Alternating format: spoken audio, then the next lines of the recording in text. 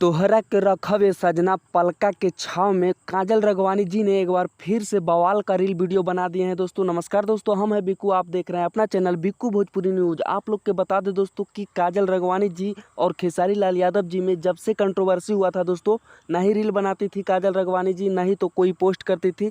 लेकिन अब जो है दोस्तों बैक टू बैक मतलब काजल राघवानी जी रील वीडियो बना रहे हैं दोस्तों, खेसारी लाल यादव जी को याद करते हुए।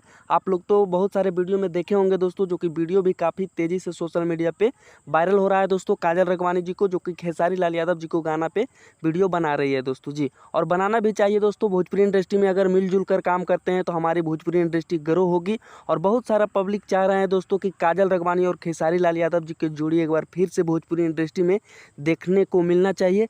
तो आप लोग क्या कहेंगे दोस्तों, आप लोग कमेंट में जरूर लिखिएगा और इस वीडियो को दबा कर शेयर कीजिएगा दोस्तों। बाकी वीडियो पसंद आया दोस्तों तो वीडियो को लाइक करके चैनल को सब्सक्राइब करके जुड़ जाएगा दोस्तों। यहाँ पे खेसारी लाल यादव जी की न्यूज़ मिलते रहता है। धन्यवाद।